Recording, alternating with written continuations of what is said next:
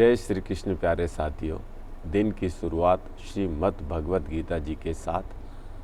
आज का श्लोक अध्याय 5 श्लोक संख्या 7। भगवान कहते हैं, योग युक्तो विशुद्धात्मा विजित आत्मा जितेन्द्रियः सर्वभूतात्म भूतात्मा कुर्वन्नपि न लिप्यते।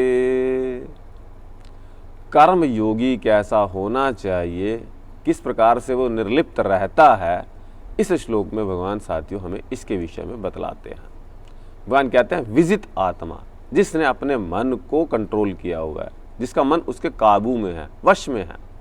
जितेंद्रिय अर्थात जिसने अपनी इंद्रियों को जीत लिया है, जिसने अपनी इंद्रियों पर अच्छे प्रकार से नियंत्रण स्थापित कर लिया है।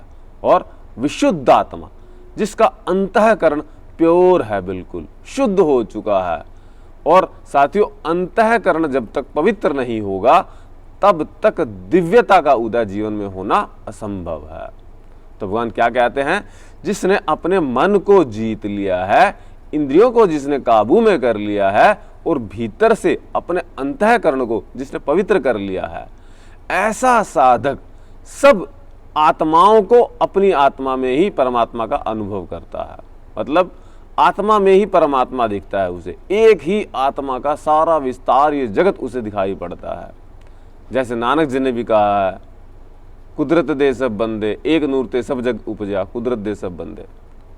जिस प्रकार आकाश को जब हम देखते हैं साथियों, और नीचे हजारों प्रकार के घड़े हम रख देते हैं, उन घड़ों में जल भरा हुआ होता है, तो प्रत्येक घड़े के अंदर आपको आकाश दिखाई पड़ता है, जिसे घटाकाश कहा जाता है। मतलब सूर्य एक होते हुए भी अनेक प्रकार के घड़ों में दिखाई पड़ता है, आकाश अनेक प्रकार के घड़ों में दिखाई पड़ता है, पर वास्तव में सूर्य एक ही है, आकाश एक ही है, परंतु उसकी प्रतीति अनेक प्रकार के घड़ों में दिखाई पड़ती है। आकाश जो एक ही है, उन घड़ों में अलग अलग प्रकार से वो दिखाई पड़ता है। ठीक उसी प्रकार से साथियों, ये आत्मा भी एक ही तत्व है, पर वो अनेक प्रकार से दूसरे सभी जीवों में दिखाई पड़ती है। तो साथियों, भगवान हमें बहुत प्यारा श्लोक ये समझाते हैं कि ऐसा कर्म योगी कर्म को करता हुआ भी लिप्त नहीं होता, वो निर्लिप्त रहता है।